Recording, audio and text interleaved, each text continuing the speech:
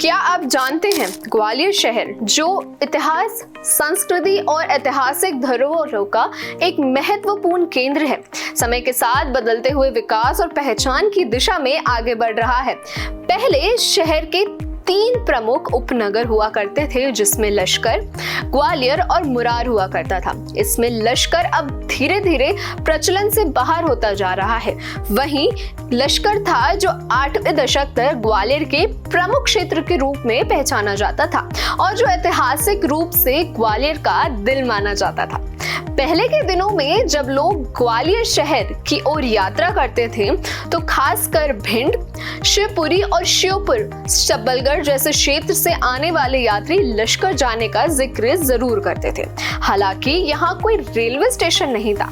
श्योपुर, सबलगढ़ की दिशा से आने वाले अधिकांश लोग लश्कर पहुंचने के लिए खोसेपुरा का ही टिकट लेते थे, जबकि जो लोग शिवपुरी से आते थे वे जिवाजीगंज या फिर खोसेपुरा पर उतरते थे। यहाँ तक कि टांगे वाले लश्कर के विभिन्न हिस्सों में यात्रा करने के लिए बाड़े बाड़े की आवाज लगाते थे, जो उस समय एकमात्र यातायात का साधन हुआ करता था। विज्ञापन, साइन बोर्ड और पत्रचार में भी लश्कर का उल्लेख अक्सर दिखाई देता है, लेकिन समय के साथ लश्कर की यह पहचान अब धुंधली होती जा रही है। आजकल ग्वालियर शहर का यह हिस्सा अब सीधे ग्वालियर में तब्दील हो गया है।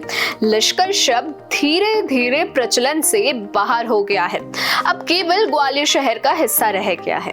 लेकिन ग्वालियर शहर की पहचान में बदलाव सिर्फ लश्कर तक ही सीमित नहीं है।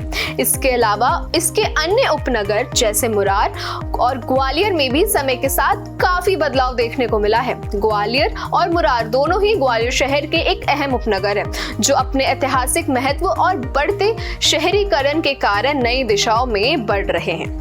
मुरार का क्षेत्र ग्वालियर के उत्तर पश्चिम में स्थित है और ये शहर का एक ऐतिहासिक हिस्सा रहा है। मुरार का नाम सुनते ही अक्सर लोगों के जहन में उस समय का ख्याल आता है जब क्षेत्र एक महत्वपूर्ण व्यापारिक और सैनिक केंद्र हुआ करता था। मुरार के लोग कई बार लश्कर को ही ग्वालियर का प्रमुख क्षेत्र मानते थे, क्योंकि उस समय मुरार की तुलना में लश्कर अधिक विकसित और प्रमुख हुआ करता था। लेकिन अब मुरार अपने आंतरिक विकास और शहर से जुड़ने के बाद अपनी पहचान बना ली है। मुरार के आसपास के इलाके में तेजी से बस्तियां और नए बाजार विकसित हो रहे हैं, जिससे ये क्षेत्र और भी ज्यादा व्यस्त और समृद्ध हो गया है। वहीं अगर बात करें ग्वालियर उपनगर की, तो ये शहर के केंद्र से थोड़ा बाहर की ओर स्थित है। शहर के अन्य हिस्सों से जुड़ता हुआ अब ये एक विस्तृत शहरी क्षेत्र बन चुका है। ये क्षेत्र विशेष रूप से औद्योगिकीकरण और शहरी विस्तार के लिए जाना जाता है। पहले ग्वालियर और लश्कर के बीच स्पष्ट अंतर था, लेकिन अब ग्वालियर और इसके उपनगरों के बीच सीमाओं की पहचान धुंधली होती जा रही है। ग्वालियर का प्रमुख व्यापारिक केंद्र, शिक्षण संस्थाएं, अस्पताल और सरकारी दफ्तर अब इस क्षेत्र में स्थित हैं, जो इसे एक महत्वपूर्ण शहरी केंद्र बना रहे हैं। यहाँ के लोग भी पहले की तुलना में शहर के विकास में अधिक भागीदारी दे रहे हैं और इस क्षेत्र में अपने समृद्ध इतिहास और आधुनिक का संगम बना चुके हैं।